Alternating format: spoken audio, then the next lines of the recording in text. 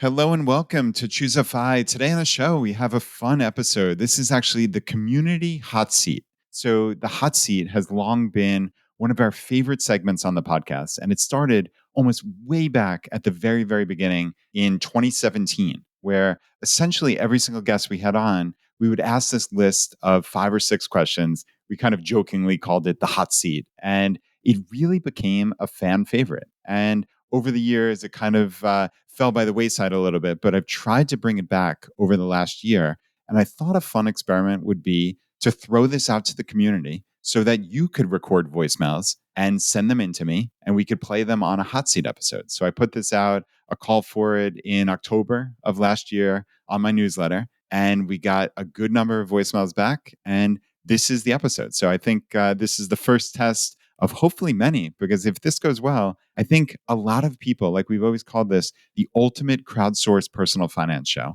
And we want to hear from you because you have amazing things going on in your lives, little life hacks that are unique to you, you think, but could be really useful for everyone. And that's what an episode like this is all about. So with that, welcome to Choose FI. In a world drowning in debt and rampant consumption, trapped by the chains of lifestyle inflation, these questions highlight the secrets of those who have broken free. Welcome to the Choose FI Hot Seat.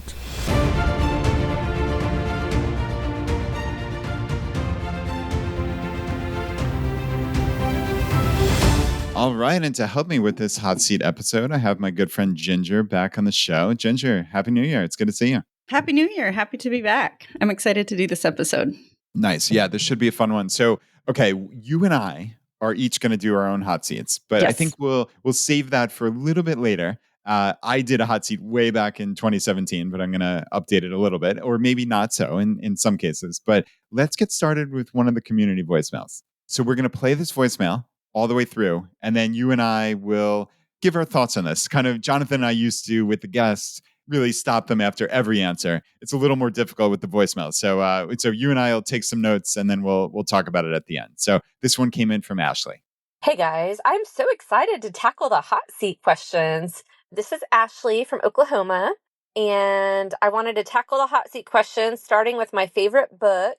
I am reading Atomic Habits by James Clear for the third time. I absolutely love this book. I think it is just such an amazing book if you have things in your life that you want to accomplish. And one of my favorite takeaways from the book is that James Clear asked a Olympic coach that had coached a lot of Olympians on to win gold medals what the resounding trait was of these athletes. And the coach, what he said surprised James Clear. And what he said was, the athletes have the stamina to work out, do the same workouts, wake up every morning, do the same workout, the same diet, the same everything day after day, even when it's really boring. And he said, really, the resounding traits of these athletes is that they can sustain the boredom long enough to last them to their next competition and victory. And I actually shared that with some of the coaches I work with, and I can pretty much apply it to any aspect of my life because things are so new and exciting when you start a new hobby or a new job or a new sport. And the hard part is then it's not so fun. And it's really just a matter of being able to sustain the everyday slogging away at something and just make it to the next day until you've accomplished your goal. So that's one of my favorite books. I can highly recommend it. And one of my life hacks that I actually didn't realize was a life hack until I got into it more was that I've always loved taking pictures. I've always loved taking videos. And I invested in a nice camera and a nice GoPro. And that's actually been a huge blessing for me as far as having kids that are teenagers, because I've gotten invited to things that no other parents got invited to because they've said, bring your mom and have her bring her GoPro, or have your mom bring her camera. And I go to games. My kids are athletes, and I've gone and videoed and made videos for their games. And I just feel like I've done everything for free. I haven't charged. It's just a hobby, but it's actually gotten me in the door at a lot of places that I might not have typically gone to, gotten me invited to more things, and especially with teenagers, because I've always been really good about sharing my videos, sharing my photos. And so that's kind of a life hack, is to have a really good camera and or a really good GoPro. Learn how to use it, learn how to make videos and share. And it's actually just been really neat personally for me to get to know people more and get invited to things. And I just have a lot of fun with that.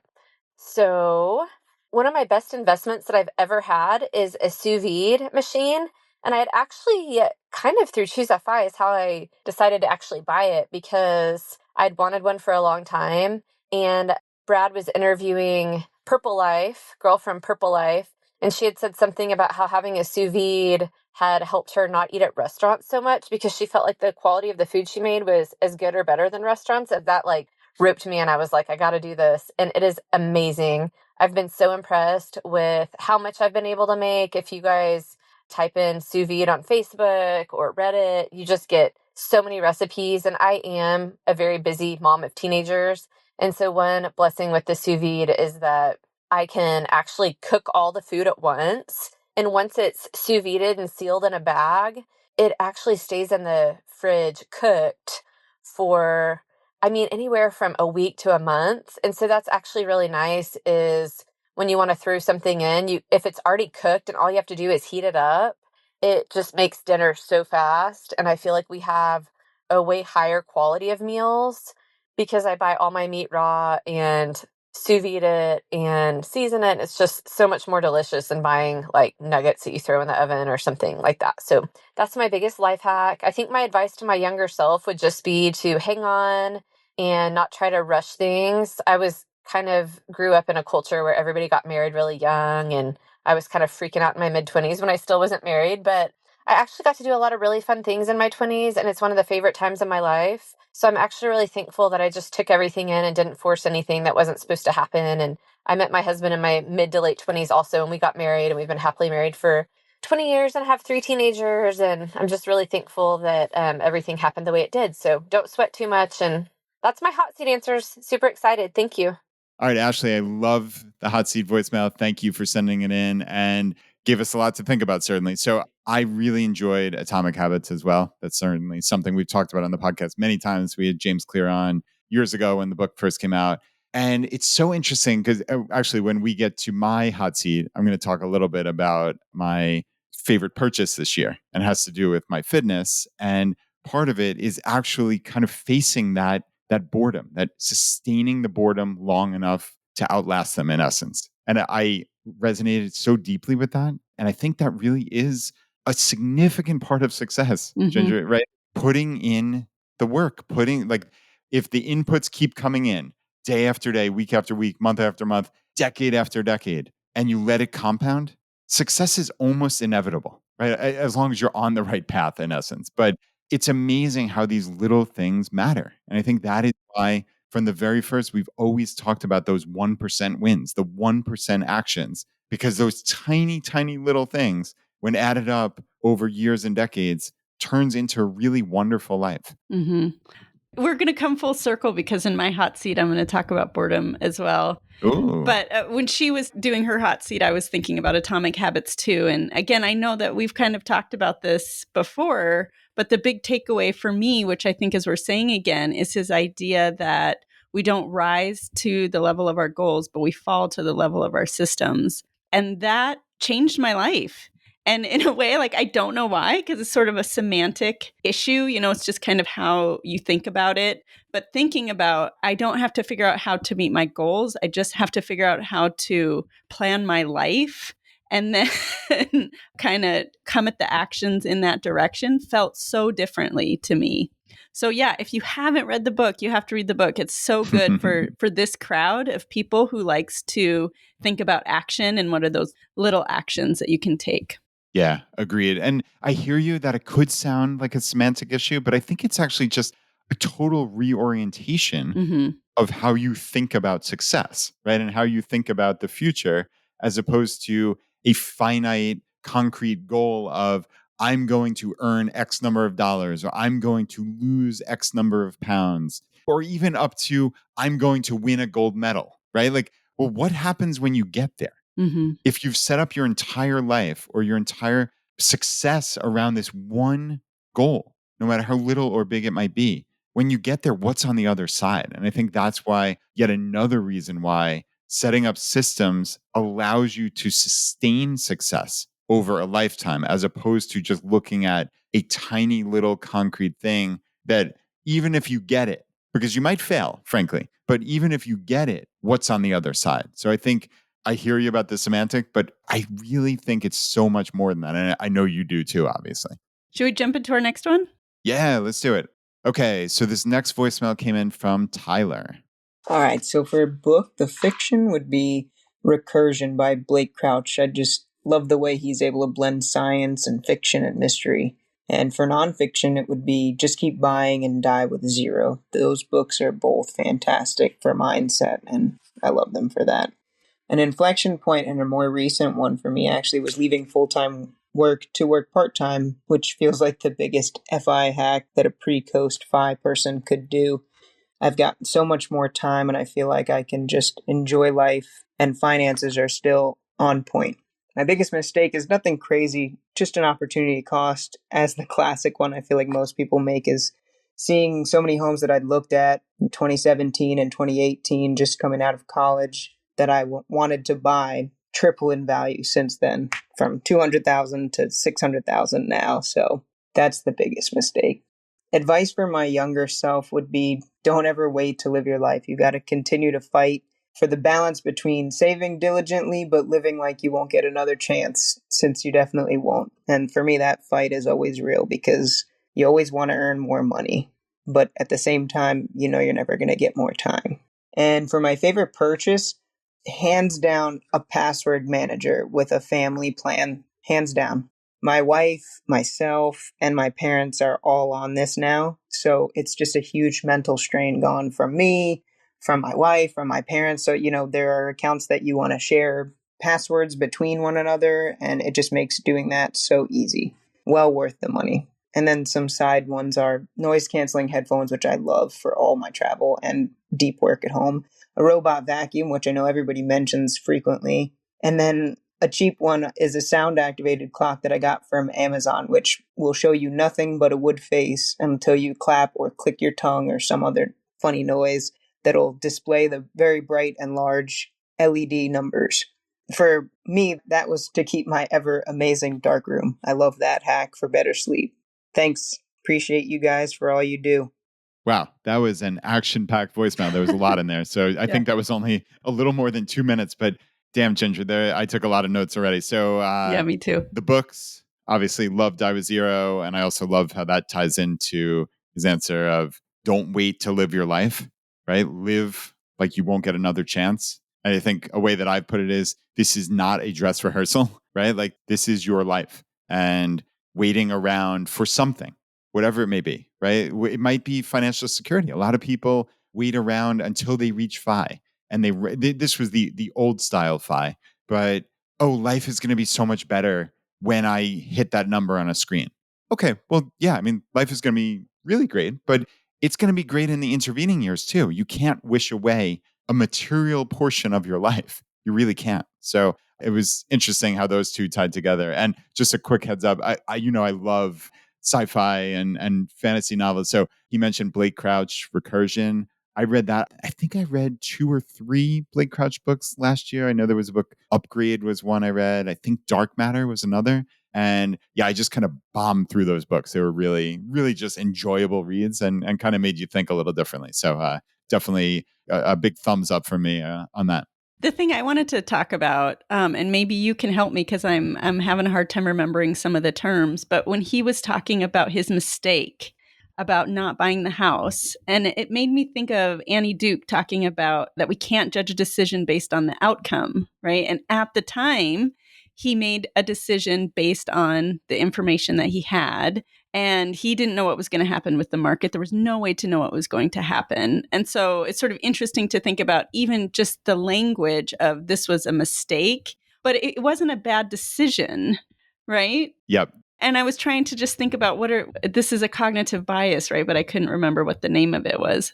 Yeah. So Annie Duke calls that resulting. There it is. Right. It's looking at the result of a decision and then determining, okay, was this a good decision or bad decision purely based on the result? And that, she argues, and I certainly would argue, is a fundamentally incorrect way of looking at life. Mm-hmm. You make a decision with the best information available at the time. based on all the knowledge you have, all the info you have, you make a decision. And this is also part of like playing poker. Listen, life is a probabilistic thing. Sometimes things turn out well with the best decision possible, or it might have been a 95% chance. Okay, well, that means 1 out of 20 times you're going to lose. It's going to come up wrong. Yeah. Does that mean it's the bad decision for going all in on a 95% chance? No, you would do that. Literally, you would do that 100 times out of 100 in essence, rounding to 100. And you're going to win 95% of them. You're going to lose 5% of them. Mhm. And that's just the way it is. It doesn't mean it was a bad decision. The one time luck came up against you, just like in this case. I mean, yeah, you have no idea what's going to happen in the future, but you don't make the decision based on some speculative, this might go up, this might go down. You make the decision based on how does it work for you. Yeah. And that's not to say that we don't make bad decisions, but it's to say like, it sounds like he probably made a good decision and he's a little bit sad about how it turned out. And so even this is another thing where it's like, well, is this just semantics to say, oh, well, it wasn't necessarily a bad decision, but I think how we talk about it affects how we feel about it, right? So instead to say, actually, I made a good decision. It didn't turn out well. Gosh, I wish that it had turned out differently, but it's not turning it back on him and making him question his ability to make good decisions going forward. Agreed. Totally agreed. And yeah, just quick hit. Some of the purchases were almost exactly some of the things that I considered. So noise canceling headphones, maybe the best thing. I didn't buy it in the last 12 months, but one of the best things I've ever bought was my Bose noise canceling headphones. I have the old school wired ones. They weren't that expensive. And I literally use them every single day of my life. And man, Ginger, when I flip on that switch and noise canceling comes, it's like Jonathan used to make fun of me. It's like lying in a meadow is how I described it. It's just like, it feels like peace. So yeah, big positive for me on that.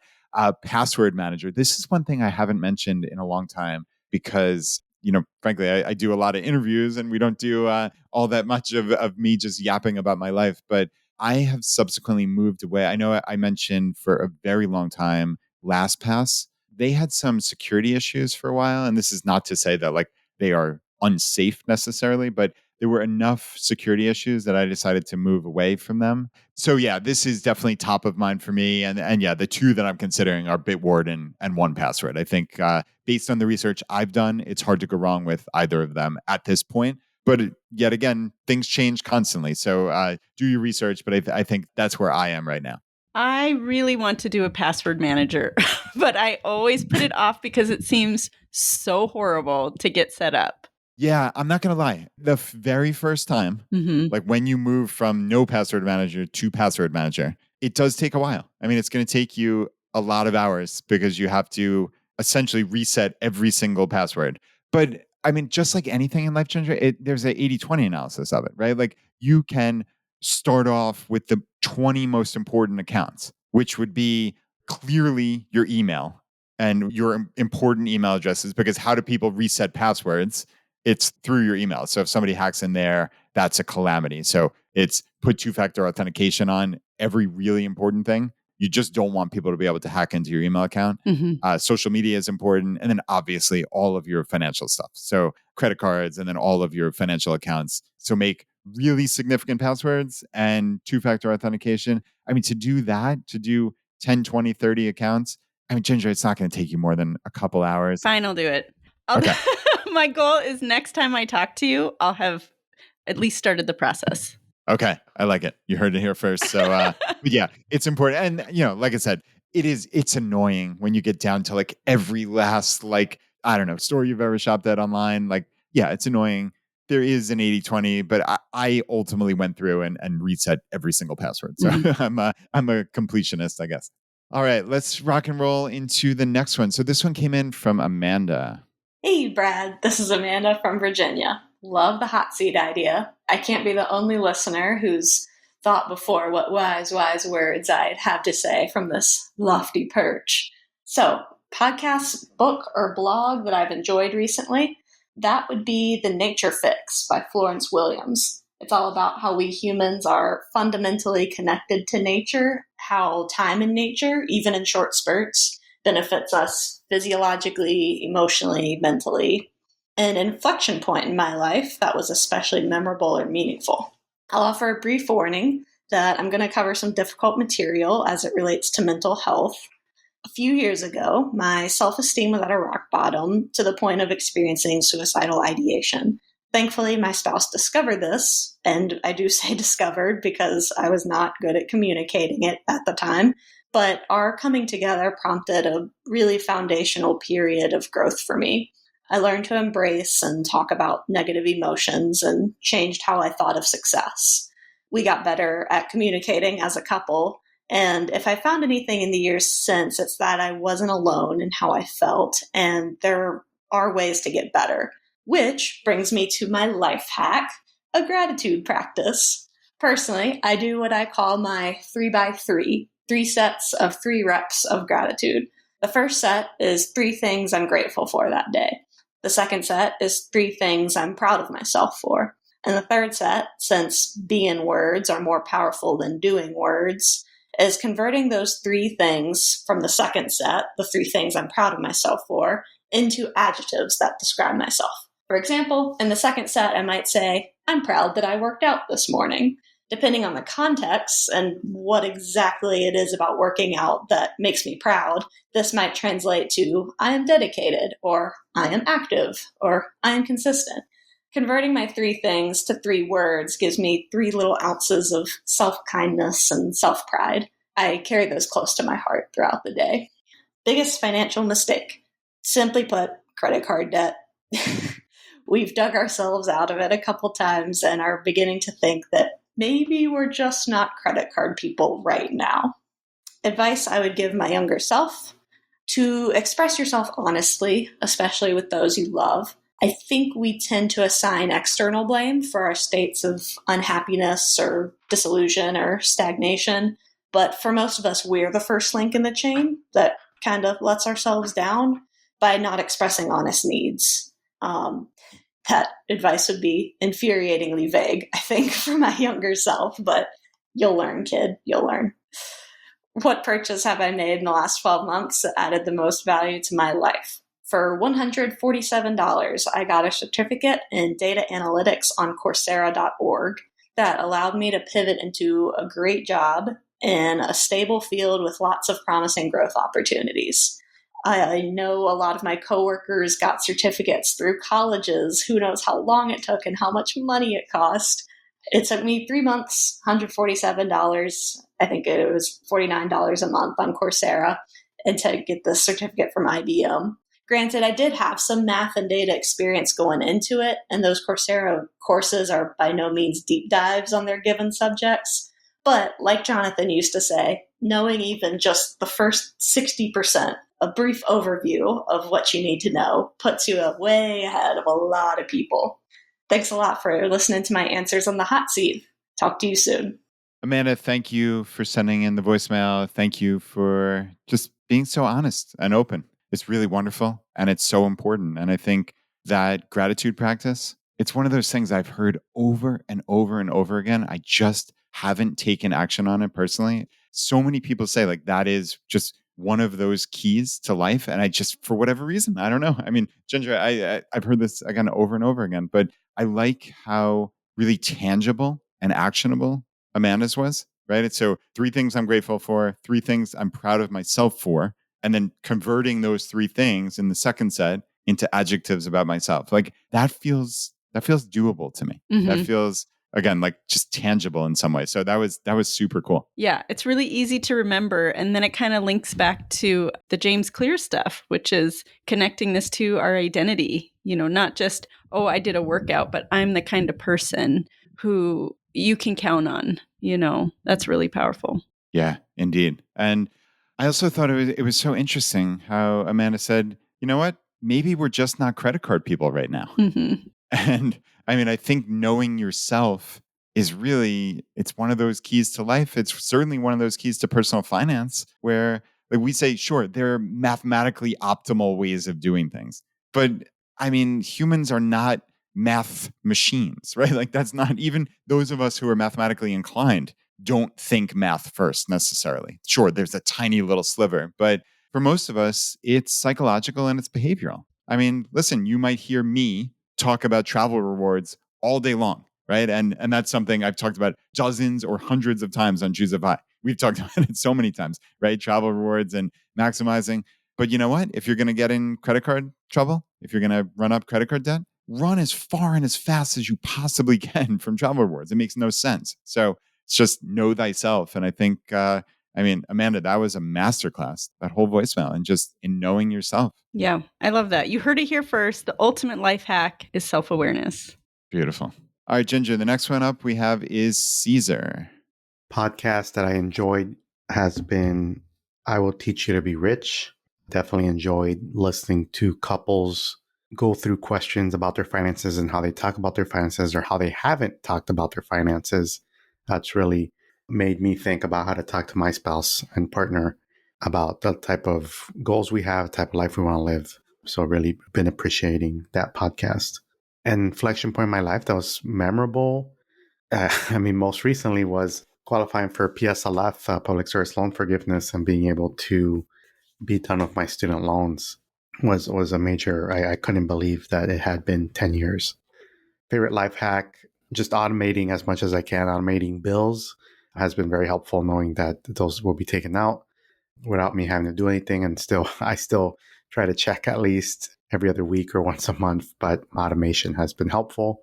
Biggest financial mistake, I would say, just not knowing early on in my student loans how it worked. And so there was 2 years where I didn't realize I was on the wrong plan for public service loan forgiveness. And I thought I was on the right plan. And it just led to, accruing interest and 2 more years, which fortunately the review of the PSLF plan during COVID kind of saved me or was very helpful to me. Advice I would give my younger self, I think just budgeting. Really, it wasn't until my mid-20s that I really thought about budgets or that I knew anything regarding retirement or kind of thinking about that. So I think even just that, just kind of pointing myself to being able to learn about that would be helpful. And the last year, what purchases added value in my life, I would say our e-bike. My spouse and I have been considering a second car and decided to purchase an e-bike in the spring. And that's been a really great way for us to get to know the town in a different way. For if one of us has the car, the other person, can bike to the grocery store, can bike downtown. And we just happen to live in a town where those things are accessible. So that's definitely added value. And we've gotten to share that experience with anybody that's come visit us. So that's been great. Thank you. Brad, have you got an e-bike yet? I have not gotten an e-bike yet. And it was interesting because I went to the economy conference. So that's actually this year's one is coming up March 15th in Cincinnati, Ohio. It is, I know it's kind of last minute at this point when the episode's going out. It's about a month in the future, but economy is fantastic. And I'm going back again this year. So Kevin from financialpanther.com actually had one of the main stage talks. And it was so interesting. He spent the entire talk talking about e-bikes. And he called it the best investment you'll ever make. And I thought it was really peculiar at the time. But as I was going through it, I'm like, well, this is really interesting. He made such a compelling case for it. So we'll link that up in the show notes. I think it's just financialpanther.com/ebikes. And it has a link to that 15 or 20 minute talk. But yeah, hasn't really risen to the point yet where I purchased one. But what about you? Yeah, we got one last year, and I completely understand people's enthusiasm about it because it has been a great purchase for us and changed the way that we've done a lot of things. Yeah. Wow. Okay, that's very cool. Further, I don't know anyone who has regretted getting an e-bike. Do you know anyone who said, hey, I don't use this as much as I thought I would? No. Yeah. Yeah, that's an interesting way to look at an issue, right? Like that's funny because I never would have went there, but yeah, I've never heard anybody do anything but rave about how wonderful they are. So okay, it's I'm not going to promise like you promised the password manager, but I will think about it. Promise to think about it, Brad.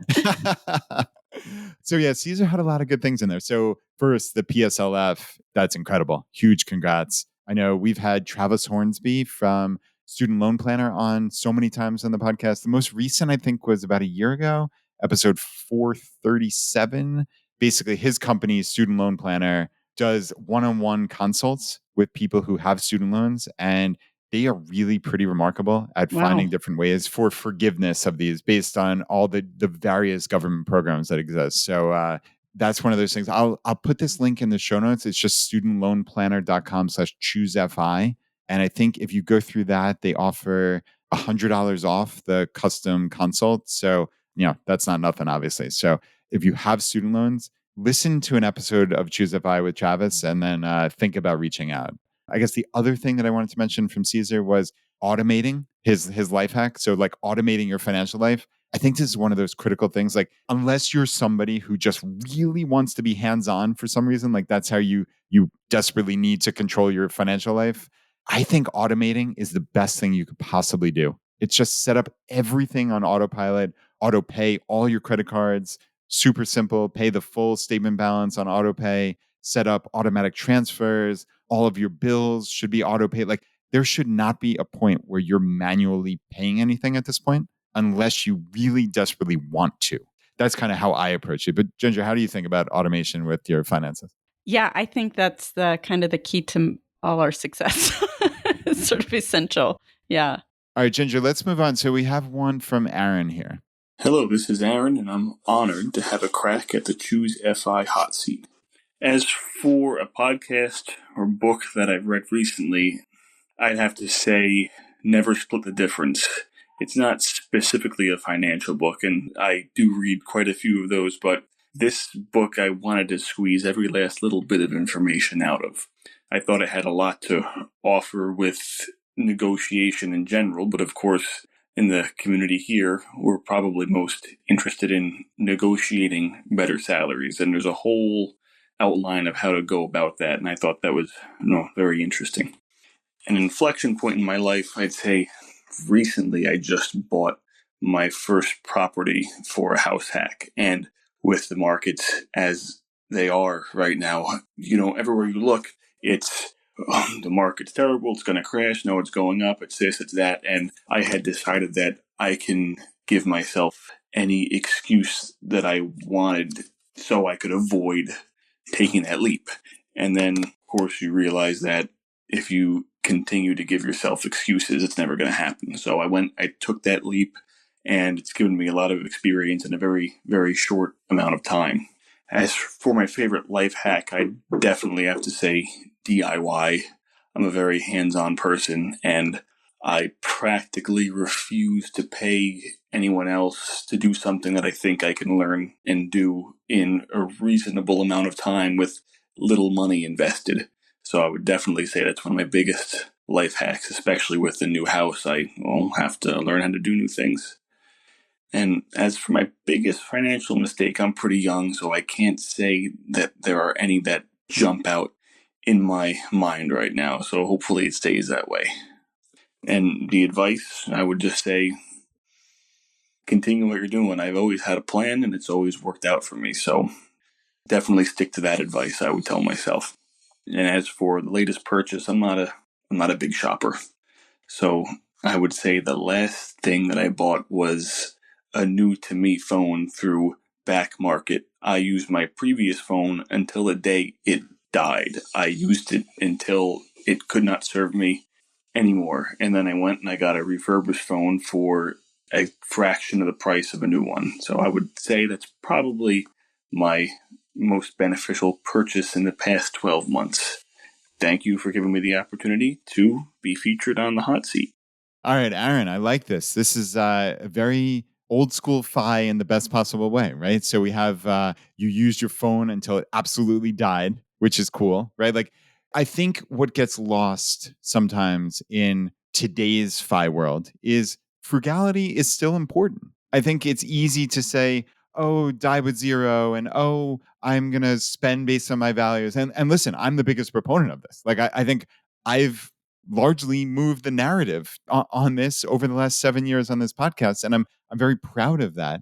But I don't want anybody to lose sight of for 1 second that frugality still has a place in the financial independence community. And I think that's what value-based spending is all about. It's, for me, I'm frugal in certain areas of my life because I don't value certain things. But then I spend significantly in other areas based on my values. So Aaron really hit on a bunch of these things, right? So use something until it dies. There's great value in that.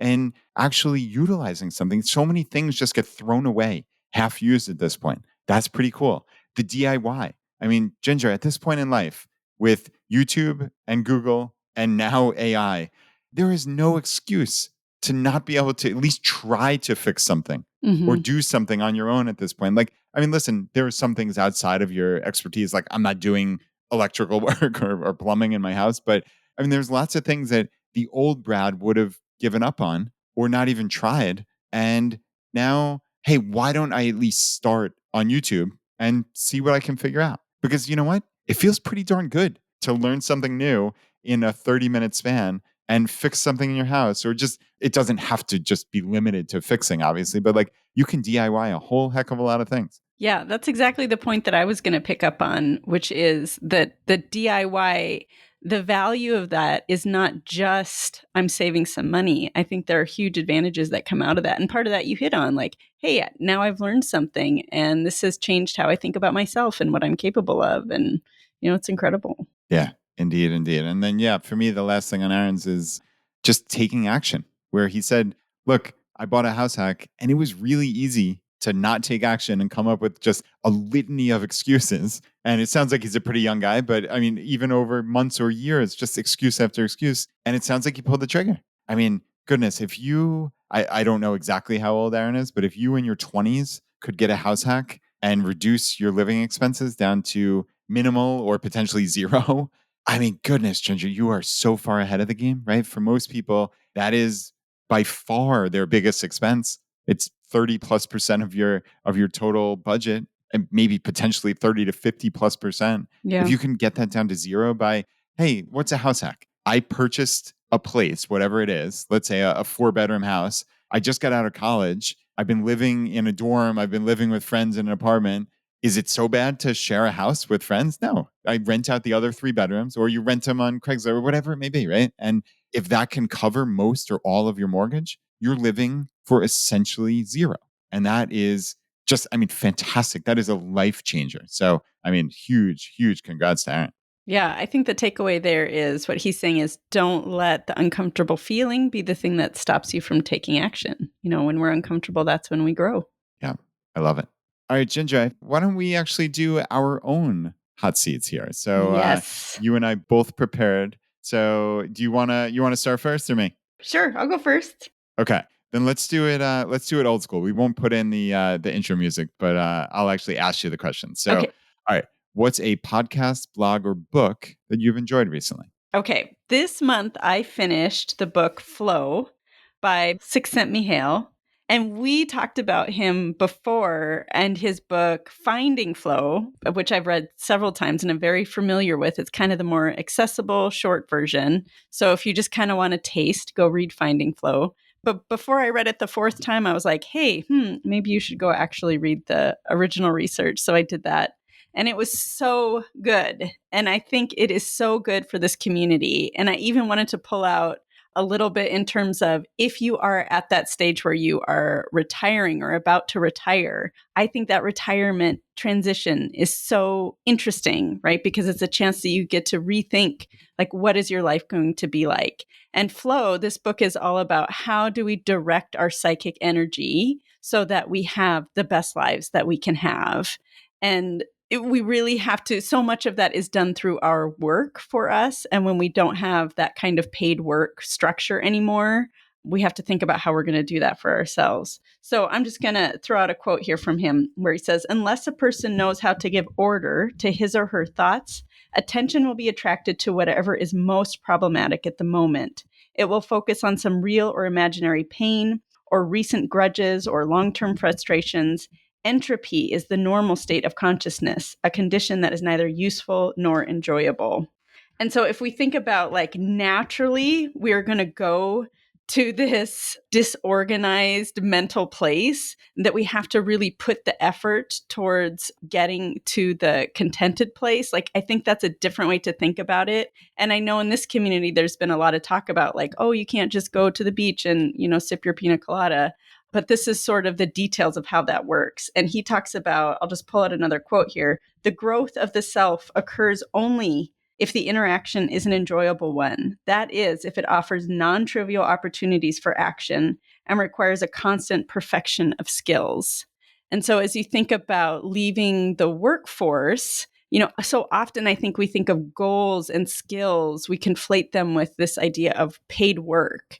And instead, we need to think about them in terms of this is how we actually live an optimal experience, is to put in that effort, is to perfect our skills. And the skill doesn't have to be like making a product for someone, or giving a service to someone that they're going to pay us for. It can be things like, I'm going to grow the very best carrot. It can be, I am going to be the absolute best at de-escalating conflicts between toddlers, whatever that is. Yeah. But it's that those experiences are what help us to enjoy our life. So I'm kind of going on a rambling now. But No, it's great. To me, it's so important just for everyone, right? Like what we give our attention to is what our life is, but especially for those people who are thinking, what is my life going to be like when I step away from that structure of paid work?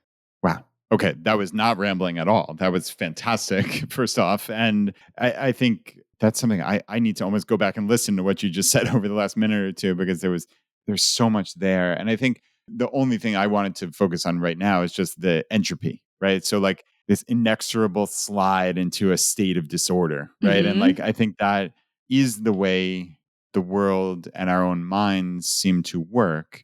And I think what you're saying is like, it's just yet another thing you need to be aware of. And when you're aware of it, you can maybe take steps to mitigate or circumvent that from happening to a large degree. So, right, like where can you focus? I think that's so important. I love how you said that at the end. Like, all right, look, a lot of your life is going to be based on where you focus your energy and your thoughts, and just to be cognizant of that. In fact, that's entirely your life. Yeah. All of your life is a subjective experience. And so that's why this is like the stakes are so high.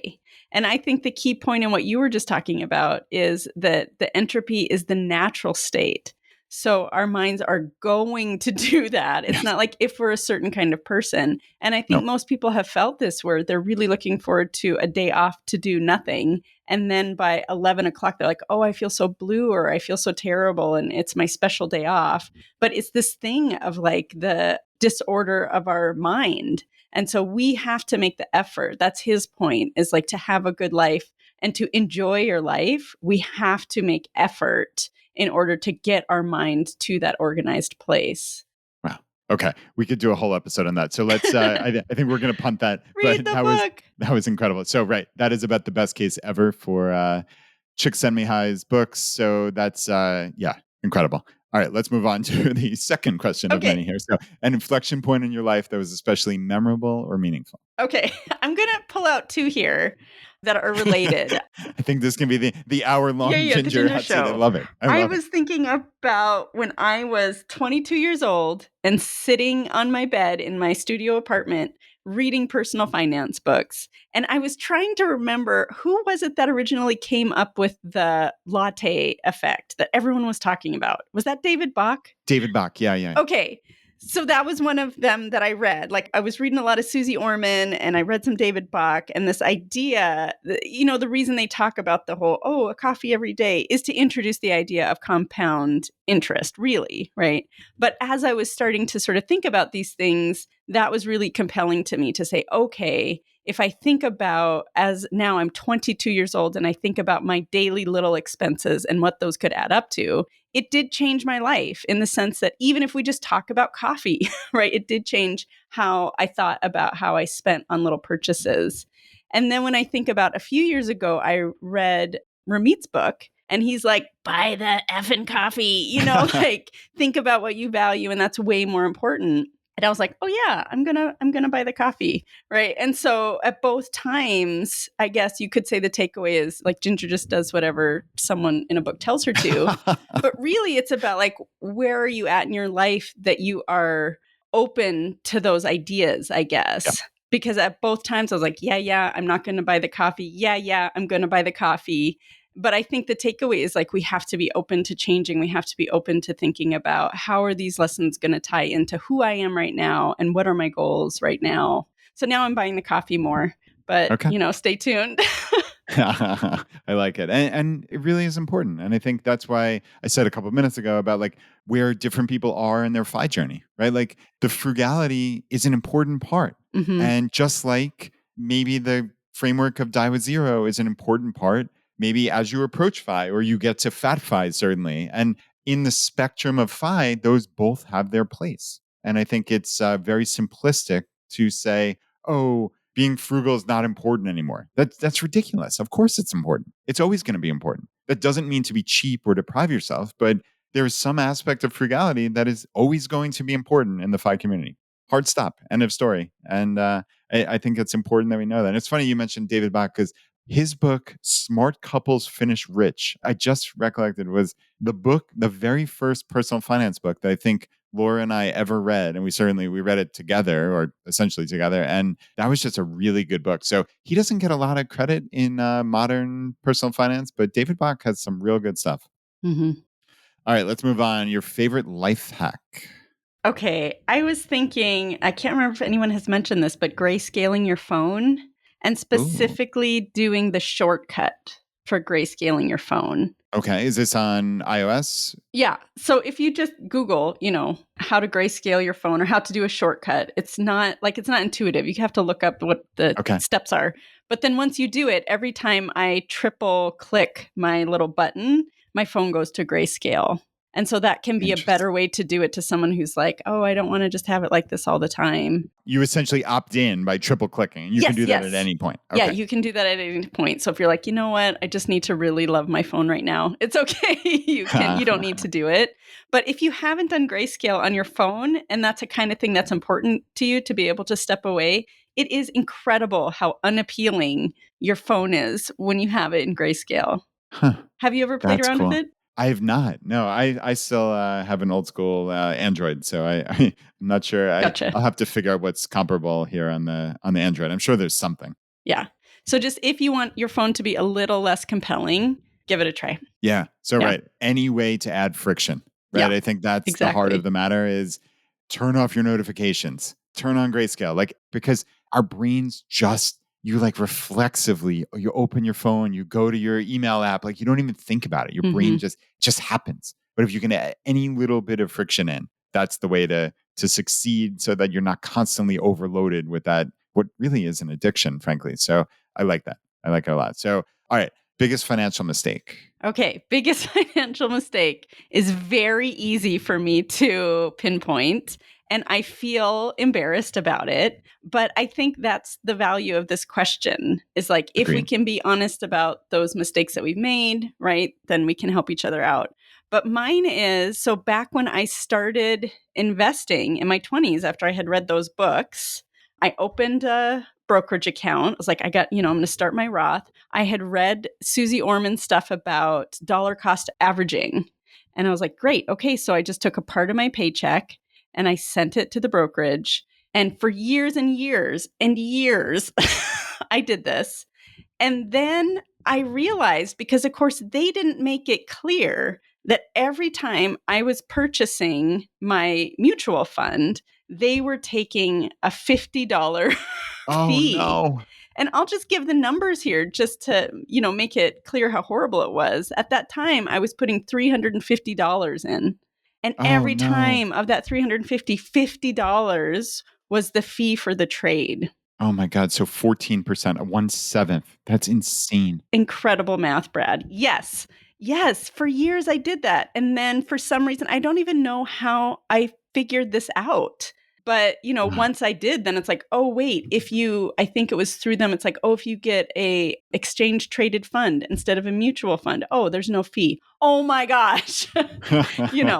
But kind of the takeaway there is, like I said, that fee was not obvious anywhere unless you were looking for it, unless you had a little bit more knowledge about how this stuff worked. And I was freaking 25. I didn't know, No, how could you know? Ginger, that's incredible. Okay.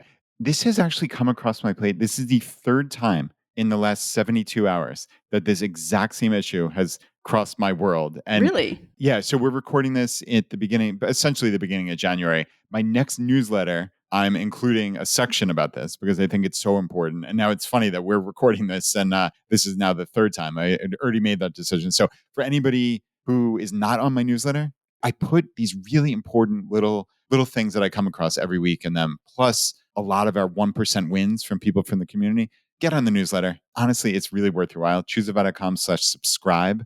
So Ginger, yeah, I think you hit on that.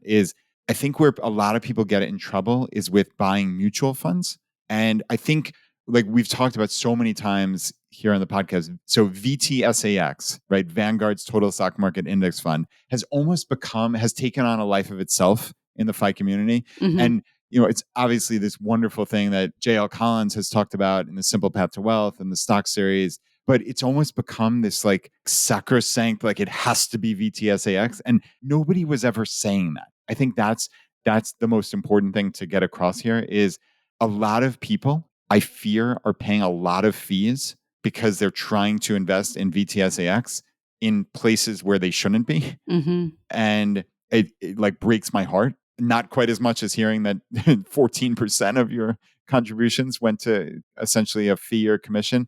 But I mean, this is astonishing. And basically, so the way to circumvent this is, as far as I've been able to figure out, and Frank Vasquez, who is been on the podcast, he's going to be on in the next couple of months, and he has a podcast, an amazing podcast called Risk Parity Radio. This is an incredible show. And Frank is one of the most prolific members of our Facebook group. He's just the most helpful human being you can imagine, basically. He told me that this is true at Fidelity, Schwab, and Vanguard, that they no longer have commissions on stocks or ETFs purchased at their site, regardless of which financial institutions, let's say ETF it is. So the succinct way of putting this is, let's say you have a Fidelity account, okay? And for some reason, you are desperate to invest in Vanguard funds, all right? You've heard JL talk about VTSAX, but you just heard Brad say, all right, you're going to get clobbered with fees if you try to buy mutual funds at another firm. So buying a mutual fund, which is what VTSAX is, at Fidelity is going to get you hit with, I believe it's a $75 fee every time you try to purchase. Don't do that. Do not do that. If you are desperate to buy a Vanguard fund in some way, and I'm putting fund in quotes, but you have a Fidelity account, let's say, or Schwab, you can buy the ETF. Now, the ETF version of VTSAX is just called VTI. All right. So that is the total stock market ETF. And because those financial institutions have $0 commission on ETFs and stocks, you should, and again, I have to check this out. I can't check it out with every financial institution, but you should see a $0 commission or fee when you make that purchase. So contrast that VTSAX, $75 fee, VTI, $0 fee for essentially the exact same thing. It's total stock market. It's from Vanguard. One's a mutual fund, one's an ETF, but for all intents and purposes, it's the exact same thing. So just keep that in mind. You can buy those ETFs. And frankly, if you're at Fidelity, you could buy their, I think it's FZROX. That's their mutual fund that has 0 fees. Or I think, there's a whole bunch of funds or ETFs from that financial institution that is total stock market or S&P 500. Just please don't pay fees. Please don't pay commissions. This is really, really important. All right, Ginger. So soapbox over, but I think that was important. So I'm glad I was able to talk about that. So advice you would give your younger self? Start lifting weights sooner and stop drinking sooner. I think both those had really big effects on my health and my sleep and how I was feeling. And yeah, I just wish I'd done it sooner. All right. Well, those are two important ones. I'm glad you figured it out because they're both really important. It is amazing. It's like almost like it's a blessing and a curse when you start tracking your health. Yeah. And I have a Oura ring, which is OURA, and this it tracks my sleep and some other stats and such. And I've basically mostly given up drinking alcohol. I mean, 99+%. I might have a stray like cider or something every once a month or once every other month. But when I do, it raises my resting heart rate overnight almost 10% from one drink. And Ginger, that's usually at 6 o'clock at night, and I'll go to sleep at 9:30 or 10. So we're talking hours upon hours later. Invariably, my heart rate goes up 3, 4, 5, 6 beats per minute for I mean, that's crazy town for one alcoholic drink. And then you think about how many tens upon tens of millions of people in the US are drinking a whole lot more than that on a regular basis. Like, I don't know how we did it. I don't know how people do it now. It's hard to believe.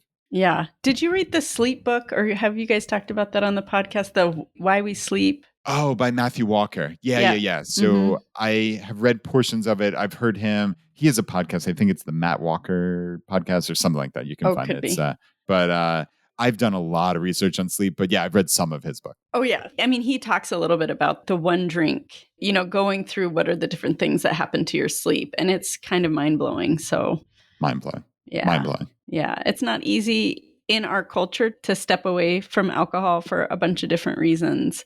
But boy, it pays dividends. So yeah, it does. And certainly lifting weights is another thing that pays dividends. I mean, I think like, as we talked about with entropy being the natural state of things and with our bodies, the natural state of things is something called sarcopenia, which is like the natural loss of breakdown of muscle. And this is just yet another long, inexorable slide to essentially having no muscle. Like by the time, I forget what the exact age is, but it's something like after age pretty young, like 35 or something, you start losing X% of muscle every single year, unless you actively try to sustain or grow. So, I mean, imagine what that compounds into negatively over not when you're 35, but 45, 55, 65, 70. But I mean, think about that all the way through your life. You need to very actively make a concerted effort to sustain and grow muscle, because it's not just for vanity's sake. It's, hey, what do I want to do? I think a lot of us have been following Dr. Peter Attia for a long time, and he had that incredible book, Outlive, and he talks about his, he's called it multiple different things. So I think it's the Centenarian Olympics at this point, which is basically like, what are the things that I want to do, as he calls it, like in my marginal decade, my last decade alive, whether that's in your 80s, 90s, or maybe beyond if you're lucky. But hey, I want to be able to still lift a suitcase into an overhead bin. Well, I mean, if you can't do that at 45, well, there's no way on earth you're going to be able to do that at 85 unless you make a massive effort. But what if I mean, even if you can do that at 45, unless you do something, you're going to lose that, right? And that's just one simple example. But even just the normal course of life, walking up and down stairs, picking up a grandchild or a great grandchild when you're 85 or 95, like, you need to work at this, and you need to start when you're a whole lot younger, because you know that muscle reduction is happening as just a natural state of things. Weightlifting is the e-bike of health, right? Like no one's like, oh, I regret that I started really consistently lifting weights. Yeah. Yeah. I like it. And I said, not for vanity's sake, but I mean, let's be honest with ourselves. Part of exercising is about looking good, right? Like nobody's going to lie about that. And the way that you get that fit, toned body is by lifting weights. It's not running endlessly. And for all my running lovers out there, please don't send me hate mail. That's already happened once or twice over the 7 years. Nobody's saying running's bad. Running's wonderful, but you have to lift weights. It's plain and simple. And the running community has come to that conclusion also. I think you're seeing a lot more runners realize, oh, wow, this is further causing that breakdown of muscle. I need to really redouble my efforts. So yeah, I think lifting weights is pretty much a universal good. So I like that, Ginger. All right, Ginger. So last question is, what purchase have you made in the last 12 months or so that's added the most value to your life? Flannel sheets. Luxury flannel sheets. Yes, I bought some expensive flannel sheets. They're from LL Bean. They're the ones that everyone loves. Yeah. You made a face. You know about them. I do know about them. It's funny. I purchased them and then I had a crisis and I have like confidence. I'm like, oh, I can't spend this much money on sheets. So much. And I returned them before I opened them. But okay, I think I should get them again. Oh my gosh. I think about how much I love them every single night. They're so great. I also had a really hard time purchasing them. And kind of why I did is beside the point, but it wasn't an easy purchase for me. No. And oh my gosh, no regrets. I'm so happy. Yeah, Ginger, that is awesome. Actually, it's funny. I just in the last 30 seconds, I called up my order. I don't know if the ones that I got were the flannel, because but it's got to be the same, because like you said, everybody talks about it. These are the 280 thread count Pima Cotton No. Percale sheet set. This is rated like the number one sheet set in the world, but it sounds like it's a slightly different one than you bought. So when you find the one that you purchase, we're going to put that in the show notes. So stay tuned. Okay. Okay, Brad, are you ready? It's your turn. Oh boy. Okay. Yep. All set. Okay. So first question, what is a podcast, blog, or book that you have enjoyed recently? Okay. So, and I guess what's interesting about these 6 questions is I have done the hot seat before on the podcast. It was all the way back. I forget exactly what episode. It's probably somewhere around episode 10. So it'll be interesting. I'm going to go back and listen and see how similar some of my answers were. But okay, blogs. I don't really read that many blogs. So podcasts, I'm a big fan of, well, I've mentioned My First Million a bunch of times. That's a favorite one of mine. I think my favorite show at this point might be the Prof G pod. So it's this guy, Scott Galloway. He's a professor actually of marketing at NYU, but he's just like a really interesting, insightful guy. And I just eat up anything he produces. So Prof G pod, he's also on the podcast Pivot with Kara Swisher. So I probably at this point listen to 4 podcasts a week from Scott Galloway. What is the subject or content of the... Yeah, honestly, it's a little bit of everything, and that's not like a very satisfying answer. It's, I guess, a lot of business. It's a lot of, I mean, I guess there is some aspect of marketing, but like they talk a bunch of politics, though not in like a negative kind of way that I don't want to deal with. It's just like goings on in the world. It's like how I get my news, essentially. And he's always bringing on really insightful guests that I just like on topics that I have little to no knowledge. And I just find the guests he brings on really fascinating. And I like his take on life, really. I think he is just a good person to follow. So I think he's just a really good person to follow in essence. Okay, so the next question, an inflection point in your life that was especially memorable or meaningful. And of course, I think this is so interesting because you've already answered this question. It sort of highlights how memories are not videos of what has happened in our mind, but instead where we are influences how meaningful we find something from our past. So I guess it doesn't really matter if you remember your last answer because the question is about Brad today. So Brad today, what is an inflection point in your life that was memorable? Yeah, that's a great setup. I mean, I think it has to be Choose FI at this point. I think it has to be meeting Jonathan in the middle of 2016, just randomly and just serendipity taking over and it just really radically transforming my life. I mean, like I never could have imagined my life as the co-founder of this platform that really has made like a dent in the world. I mean, I think it's still hard for me to wrap my mind around sometimes, Ginger. But like, I mean, this podcast has been downloaded, I think, somewhere in the vicinity of 65 million times. Like, I think, and I know I said this before, but I really believe that like we've helped subtly shift the narrative on what financial independence is. And I think it's very subtle. I think, frankly, a lot of people, like, I'm not looking for credit, but like, we don't really get that much credit about it because I think it has been a very subtle shift. But when this place has been the beating heart of the FI community for 7 years, and it's just been really gratifying to take in the best ideas and synthesize them and come up with a worldview that I think is really empowering and I think has made a positive difference in a lot of people's lives. And frankly, when I was working in a random no-name office in Richmond, Virginia, doing corporate state tax returns 9 years ago, I never could have imagined that I'd have the ability to do this. So I think without question, meeting Jonathan and starting Choose FI is the one that's on my mind now. Yeah. You use that word serendipity, and certainly we can see some of that, but also there had to be so many small actions that you made in a direction. And I wonder if you can even remember back then, were there moments of fear or like great hesitation about going forward in that direction? And if so, how did you sort of overcome those, or what did that look like for you? Yeah, that is what a great, insightful question. Fear. I don't feel in my mind's eye, and again, memory is not it's not like taking a picture, certainly, like you said. And fear doesn't seem to come across my mind in terms of like the beginning of Choose FI because it felt like this wide open space. And I think that's actually one of the things that I would recommend to people is like, if you can build something where like the downside, like the potential opportunity cost, what you're giving up is like so minimal. It's almost like going back to Annie Duke. It's almost like a free roll, as people in the poker community call it, when you have essentially no downside, but maybe unlimited upside or Hmm. a vast likelihood of upside. There's nothing to fear.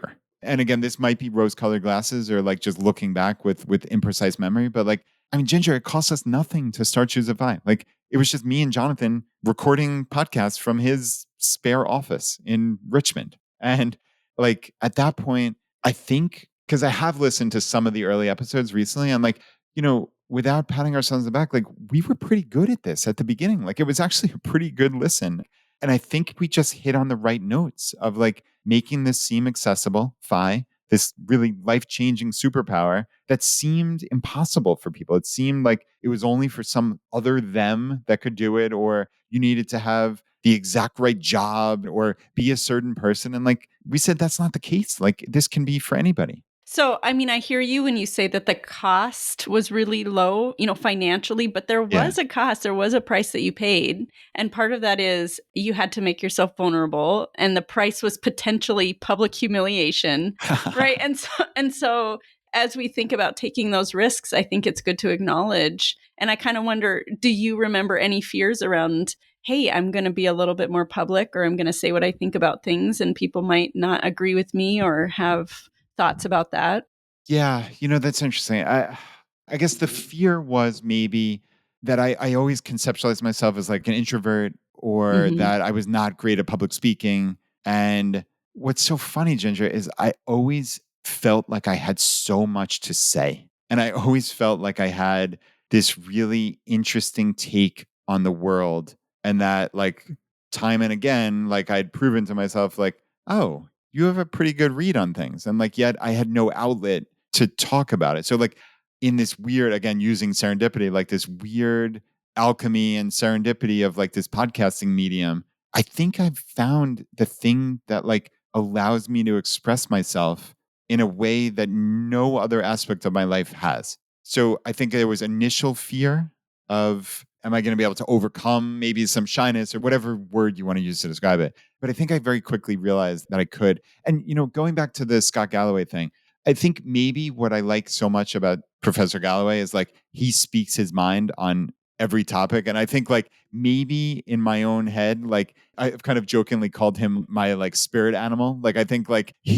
there's a lot of things that he says that like maybe I don't have the guts to say even now on Choosify, because frankly, like this is not the platform for Brad to talk about the random goings on in his head on things of politics or how the world's working or this and that. And like, obviously, I have thoughts on those things, right? And like, I think Professor Galloway does a masterful job of saying what's on his mind while being pretty respectful and I think pretty middle of the road, even though where he's coming from. And do I ever fully express that on Choosify? No, I don't, because it's not the platform for it. We've from the very beginning said like this is a completely politics and any of those third rails. Like we're not talking about that here because this is like an inclusive environment where we just want to compel you to take action to make your life better. And I don't want it to become like a sideshow of like this is Brad's opinion or Jonathan's opinion or Ginger's opinion on some topic that frankly has nothing to do with Choosify. So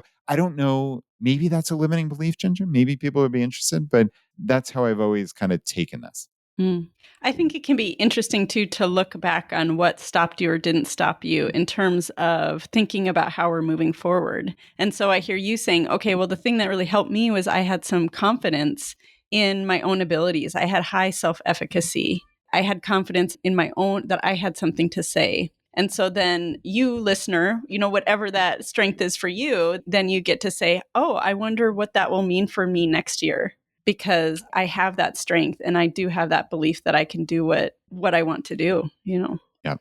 Indeed. Okay, moving on to our next question. We're going to lighten it up a little here. Your favorite life hack? Okay. There are way too many. And I think I actually probably littered Favorite. in 5 to 10 in this episode alone.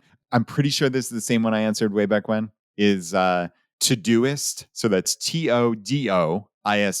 it's essentially just a task manager. But this is the thing that's probably made my life easier than anything else. Like I have offloaded 100% of my tasks in life into Todoist, and I don't have to remember anything anymore. Great. I'm going to cut you off. Yep. We need a new one. Oh, no. Okay.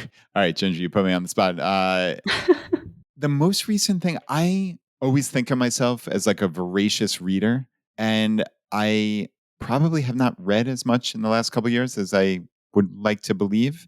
I recently started listening to audiobooks, and I've found that this is the perfect complement to my regular, like tangible book reading because it allows me to quote unquote read in times where I otherwise wouldn't. So I go on a lot of walks, and obviously you can't read a book without taking your life into your hands. So I'm able to, use audiobooks in that way. And I guess really the larger hack is just the library generally. I think this is one of those just wonderful ways our tax dollars are spent is at the public library. I think they probably saved tens of thousands of dollars at the library, and you can get ebooks, audiobooks, and regular old school books there. So I guess it's kind of two rolled into one. But I think at the end of the day, it just comes back to I want to read more, and I'm doing everything I can to make that happen. Your biggest financial mistake. Okay. This I know is the exact same one because nothing even comes close.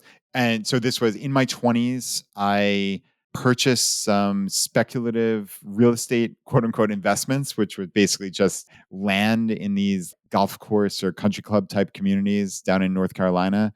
And they turned into a total debacle. It was like the land that time forgot, in essence. Even after all these years, almost 20 years, they're still down like 70, 80+%. And I wound up, the total cost of these things to me compounded over 2 decades is almost incalculable. I don't want to calculate it because it would make me cry. So that remains and will probably always remain my biggest financial mistake. So I'm going to put you on the spot here so you don't have to answer it if you don't want. But what if we change the question to what is the biggest financial mistake you've made in the last 5 years? Ooh, okay.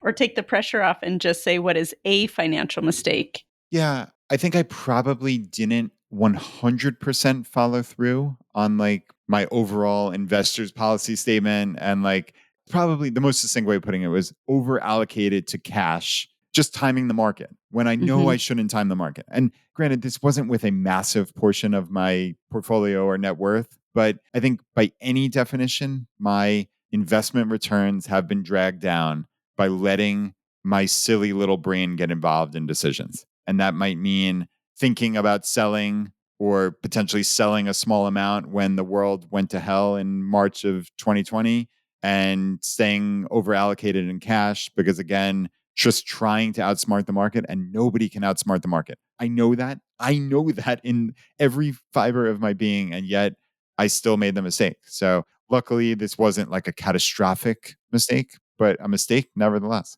Yeah, I love that one because it gets back to what we were talking about at the beginning where you said, we're not machines. Yeah. And so it highlights how important it is to think of how big that mindset piece can be. Indeed. Okay, let's see. So we're going to change this question a little bit again since you've done the hot seat before. So I'm going to say, what advice would you give to your 38-year-old self? 38-year-old self. Something that's changed in the last few years. Yeah.